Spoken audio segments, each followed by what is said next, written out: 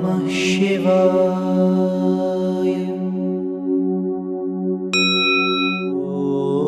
Om Namah Shivaya. Hari Om. Ahirbudhnyaha. Ahihi means a snake, and here it refers to Adishesha, the one who has 1,000 hoods. And generally we say that Lord Vishnu rests on Adishesha.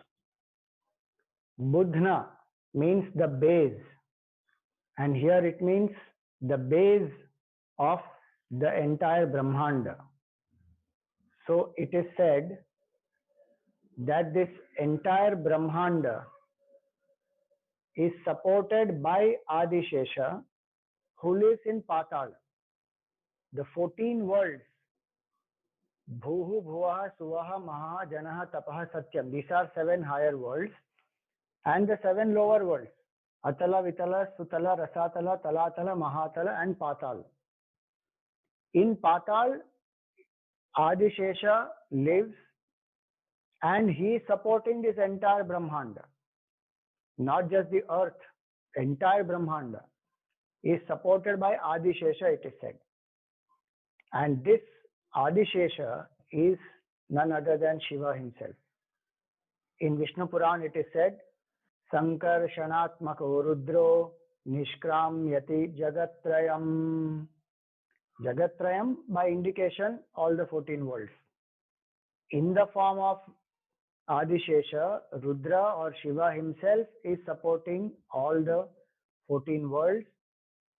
So it is said that at the end of a kalpa, these 1,000 hoods of Adishesha emit poisonous flames, and it is Rudra who is doing that as Adishesha, and through these flames he destroys this entire Brahmanda.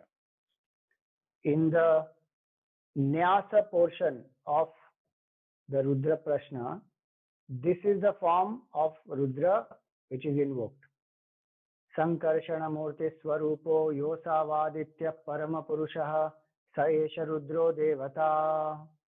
So this form of Adishesha is invoked, and he is none other than Rudra himself, who destroys this whole creation at the end of the kalpa through the poisonous flames that rise from each hood of Adishesha. Symbolically also it means Adishesha is the tremendous Shakti which arises at the time of destruction.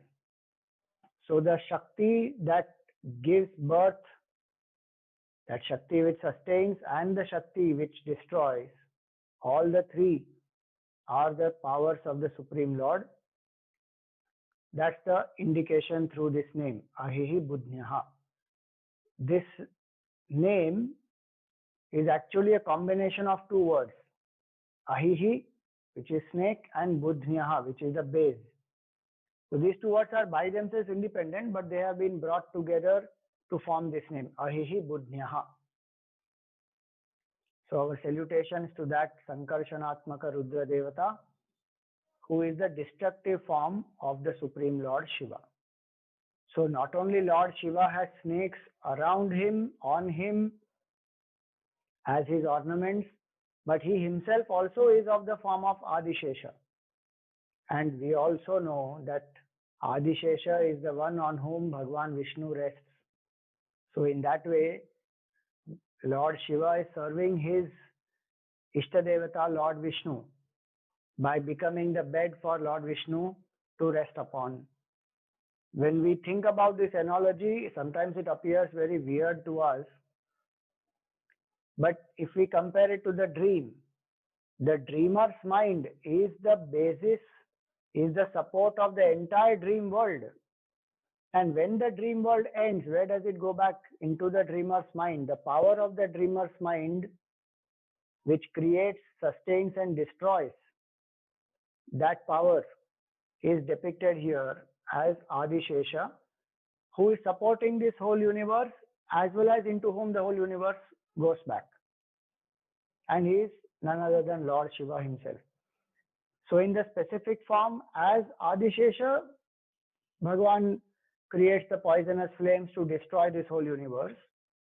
But the symbolism is he is that supreme power, he is that supreme infinite consciousness whose power creates, sustains, and destroys the entire universe.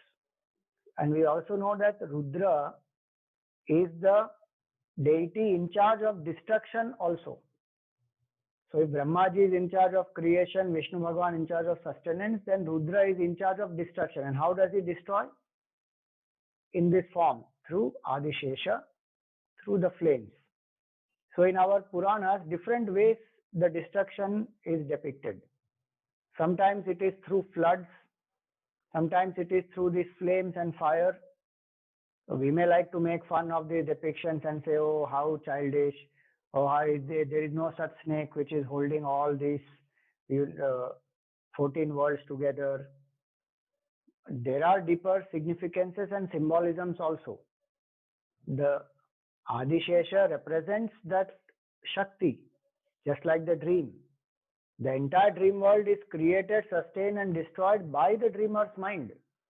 When the dream ends, who ends it? The dreamer himself ends the whole dream world. In the same way, Bhagavan himself becomes the Adishesha and destroys this whole universe. It is a symbol of power, of tremendous energy. That same energy which creates is the same energy which sustains, is the same energy which destroys. There is no difference. Only the functions are different. Is it not true even in our life? The same mind of ours which gives rise to creative ideas, which can sustain inspiration and make great things happen, is the same mind which can also destroy, which can pull us down, which can completely destroy our potential, hurt oneself, hurt others. So there are symbolisms in the individual life as well as in the collective life. And a deeper reason also is that generally we take that power for granted, which creates, sustains, and destroys this universe. That power, we take it for granted. The entire nature around us, how is it functioning? What is that force behind nature which makes nature function? Nature itself we take for granted. The power behind nature, definitely we don't even believe there is such a power which exists. When we say there is a snake, snake is a living entity. When we say it is just energy, energy is inert. So when the great masters depict something in a form, it means to say that there is a consciousness behind this whole creation. In ourselves also we have taken it for granted. What is that power because of which our senses function? Our mind is able to feel, the intellect is able to think, we are able to experience the world. That in fact is the question of the great seeker of the Kenopanishad. Keneshitam patati preshitam manaha, kena prana prathama praiti yuktaha, keneshitam vachamimam vadanti chakshushrotram kaudevo yunakti. What is that power? Because of which the pranas function, because of which the mind is able to experience the objects, because of which the senses can illumine the various sense objects. How is it that we are able to speak? What is that sentient power because of which these are functioning? That's the question of the seeker. This sentiency, this life in us, we have taken for granted. So when we say that Rudra in the form of Adishesha is supporting, meaning there is a enlivening consciousness which supports this whole universe, and into which the whole universe again merges back. May the grace of that supreme consciousness, who is Shiva, who is Adishesha, be with all of us.